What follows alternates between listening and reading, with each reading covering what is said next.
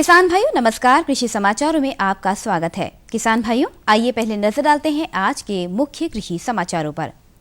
लखनऊ में हुए कृषि से संबंधित दो महत्वपूर्ण आयोजन। कृषि एवं औद्यानिकी संबंधी 2 दिवसीय अंतर्राष्ट्रीय प्रदर्शनी। कृषि से संबंधित बौद्धिक संपदा के पेटेंट सेल का शुभारंभ। पान के उत्पादन को प्रोत्साहन। 28 जनवरी को होगा आलू उत्पादन पर मस्तिष्क मंथन। और अब समाचार विस्तार से। उत्तर प्रदेश की राजधानी लखनऊ में कृषि से संबंधित 2 महत्वपूर्ण आयोजन किए गए। एक तो लखनऊ के काशीराम स्मृति उपवन में 3 दिवसीय अंतर्राष्ट्रीय एग्री हॉर्टिटेक प्रदर्शनी का आयोजन किया गया, जिसे देखने लखनऊ वासियों के अलावा उत्तर प्रदेश के लगभग 22 जनपदों के किसान आए और देश विदेश के नए कृषि एवं सिंचाई उपकरणों, कृषि तकनीकों को देखा और उनके बारे में जानकारी हासिल की। प्रदर्शनी में जैव उर्वरकों, जैविक कृषि रक्षा तकनीक से संबंधित स्टॉल भी लगे हुए थे। इन स्टॉलों पर किसानों की अधिक भीड़ दिखी। दूसरा आयोजन उत्तर प्रदेश कृषि अनुसंधान परिषद द्वारा किया गया। इस आयोजन में कृषि संबंधी बौद्धिक संपदा के पेटेंट के बारे में देश भर के प्रसिद्ध कृषि संस्थानों से आए कृषि वैज्ञानिकों ने 2 दिनों तक गंभीर विचार विमर्श किया।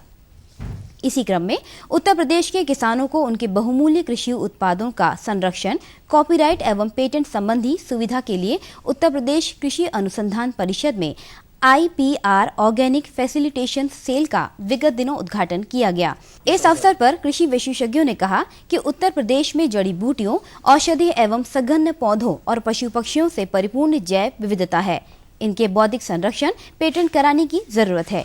कृषि उत्पादों के कॉपीराइट कराने के लिए कृषि कॉपीराइट सेल के सचिव के मोबाइल नंबर 0945664983983 या 07607006314 पर संपर्क कर सकते हैं। उत्तर प्रदेश सरकार ने कहा कि प्रदेश में गुणवत्ता युक्त पान उत्पादन को प्रोत्साहन देने की योजना के तहत लाभार्थी कृषकों को प्रति बरेजा लागत का 50% अधिकतम 75,680 रुपए अनुदान के रूप में दे है।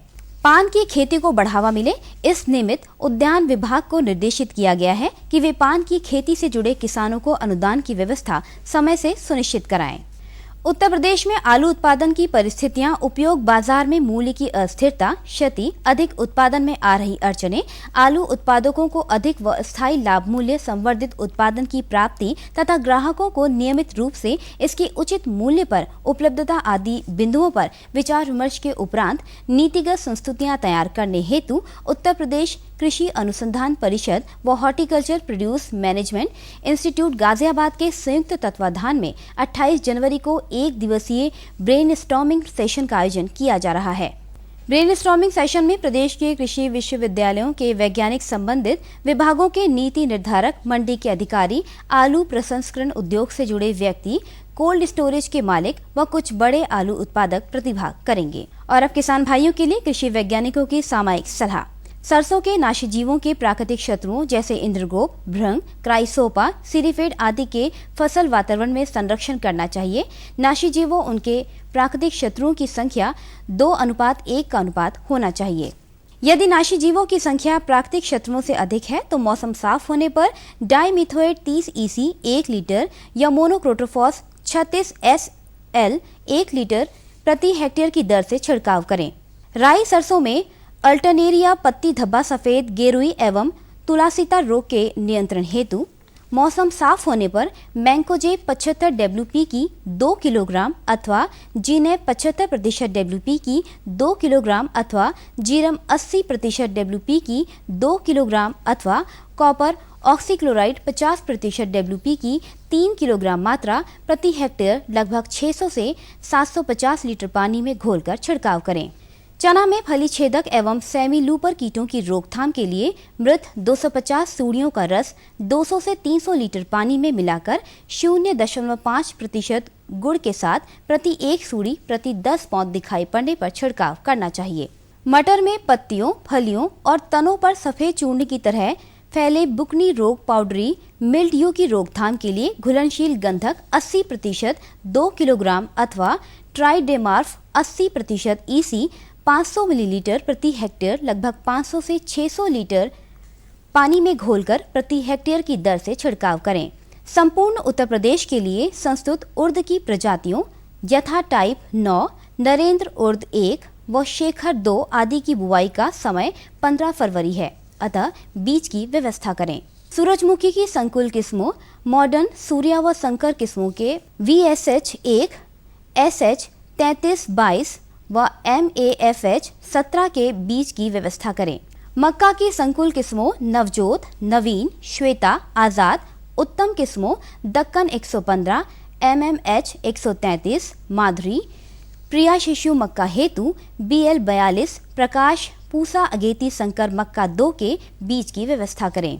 और अब आइए एक नजर डालते हैं कृषि उत्पादों के मंडी भाव पर।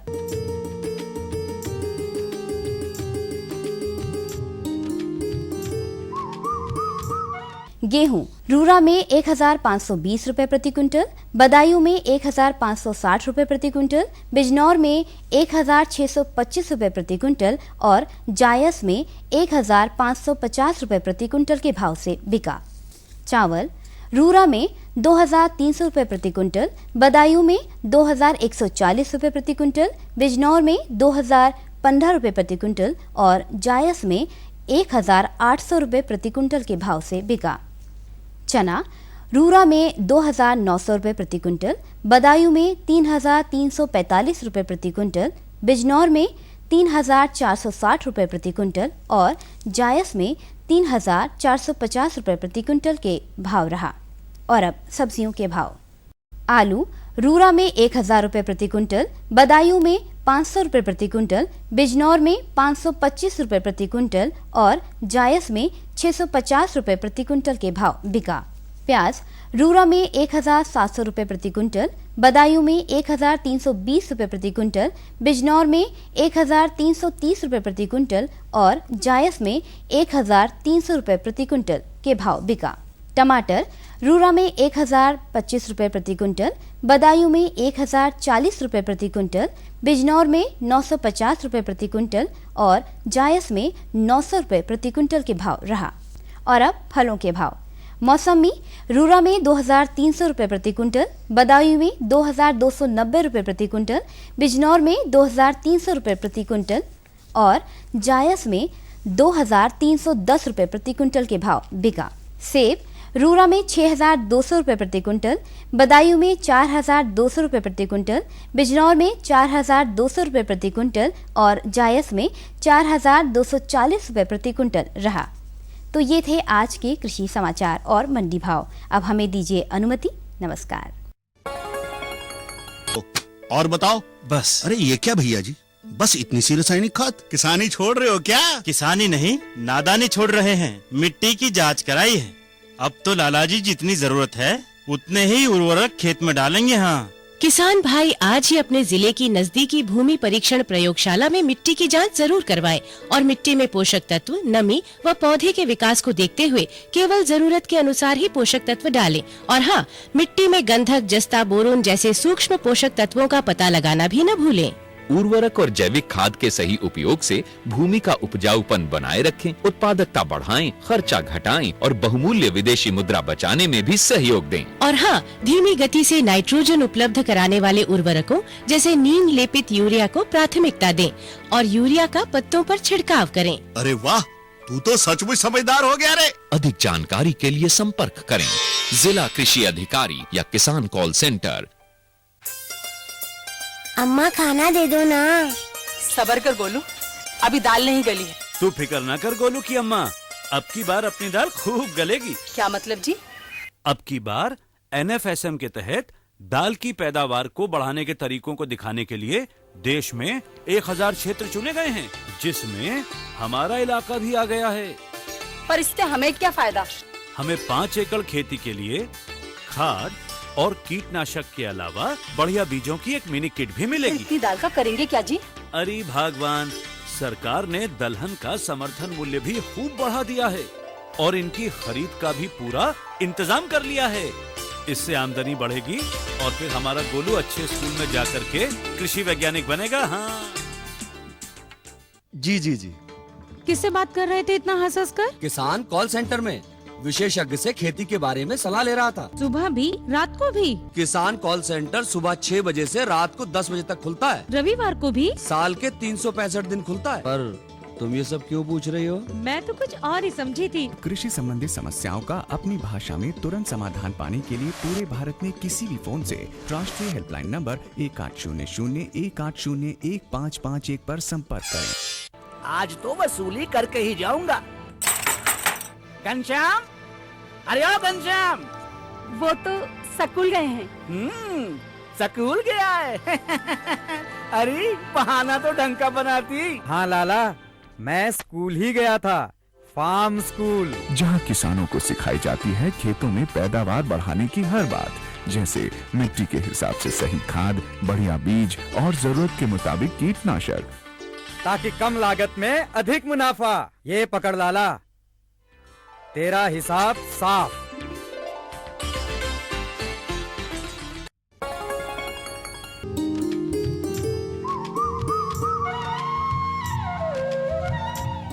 नमस्कार।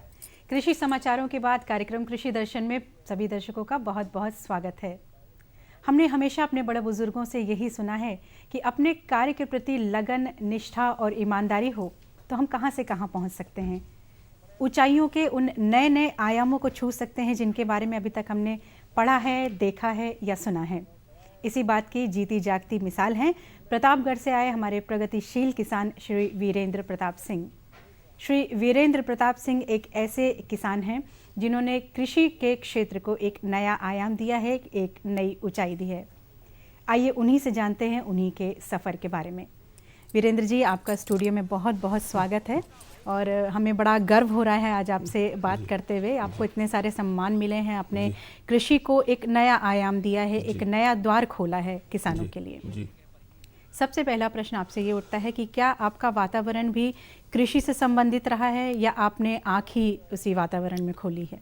नहीं, हमारा वातावरण ही कृषि का रहा है जी। और परिवार के बुजुर्ग और हमारे पिताजी सब लोग कृषि पर आधारित रहे हैं जी।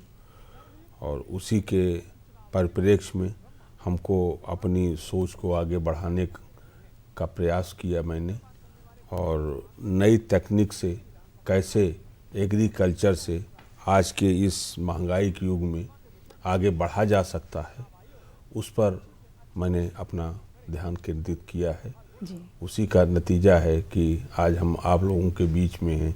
भारत सरकार से भी सम्मान मिला हुआ है जी। तो इस तरह की चीज़ें तभी प्राप्त हुई जब हमने नई सोच और नई दिशा दी और लोगों को इस पर आगाह भी किया जी। वीरेंद्र जी, इसके बाद एक प्रश्न ये उठता है कि वो कौन सा समय था जब आपको ये लगने लगा कि शिक्षा के साथ साथ आपको अपने पारिवारिक कार्य यानी कि कृषि में कदम रखना चाहिए, उसको थोड़ी ऊंचाई भी प्रदान करनी चाहिए? मुझे ये था कि घर से बाहर नहीं जाना है जी। आपको यहाँ रहना है और घर पे रह के ही देखना है, तो मेरा ध्यान नौकरी की तरफ न जाके एग्रीकल्चर की तरफ ज़्यादा रहा जी। और उसी कार्य को मैंने आगे बढ़ाने का कार्य किया जी। ये तो बहुत अच्छी बात है कि आपने अपने पारिवारिक कार्य में ही रुचि दिखाई और उसको बढ़ाने की कोशिश की। वीरेंद्र जी, आपसे ये भी एक प्रश्न उठता है कि आपने ऐसा क्या महसूस किया कि आपको कृषि क्षेत्र में आगे बढ़ना चाहिए? कौन कौन से ऐसे आपने प्रयोग किए जिससे दूसरे किसान भी प्रेरणा ले सकें? क्या प्रयोग किया आपने? सर्वप्रथम आज एग्रीकल्चर में सबसे बड़ी प्रॉब्लम है लेबर प्रॉब्लम जी। तो मुझे जहाँ भी लेबर प्रॉब्लम की बात समझ में आई वहाँ पर मैंने कृषि यंत्रों के प्रयोग के बारे में और उनके बारे में आगे बढ़कर बात की जी।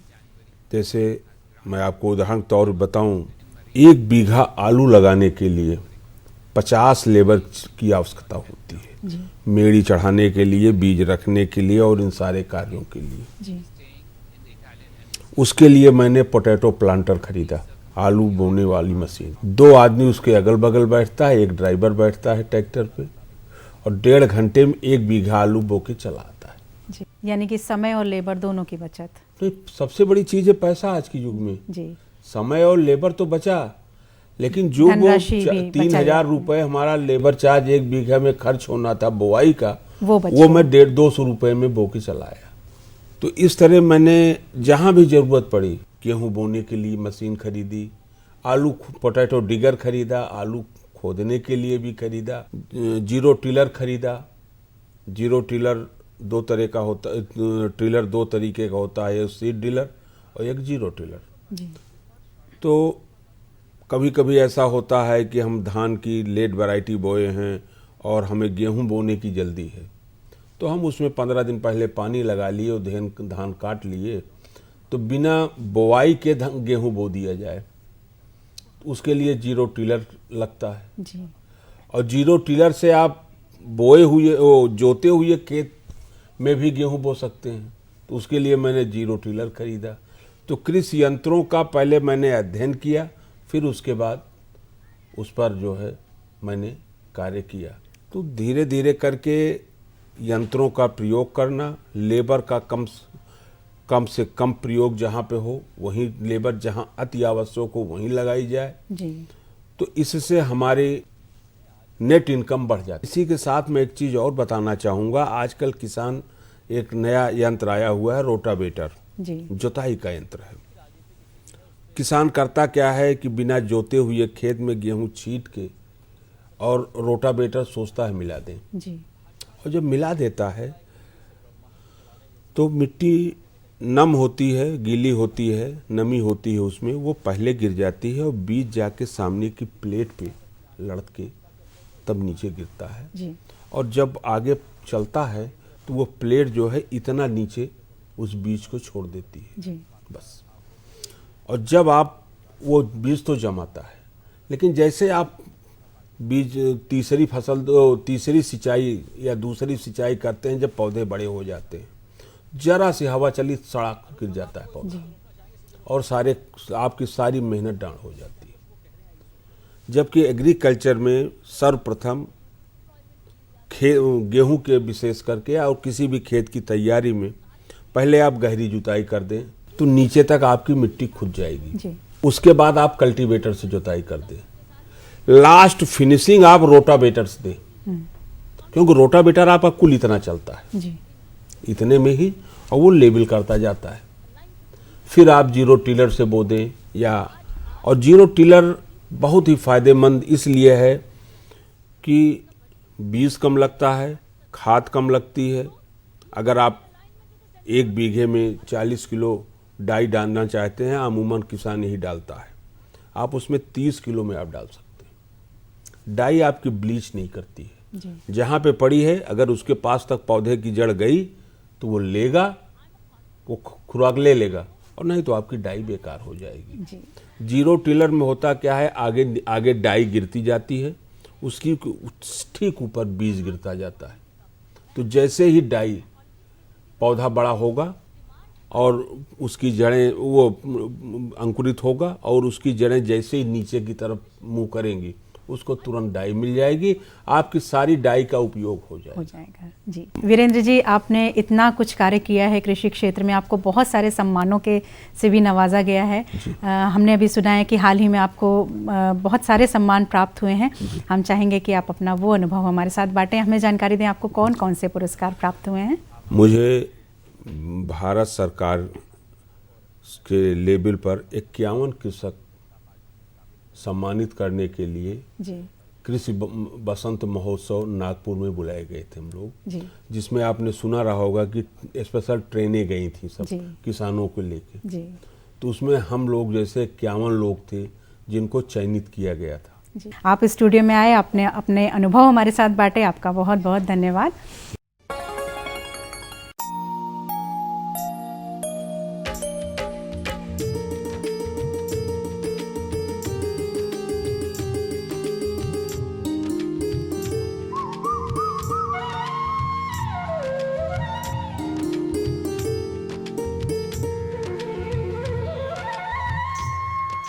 खेती की जानकारी के बाद प्रस्तुत है मौसम समाचार।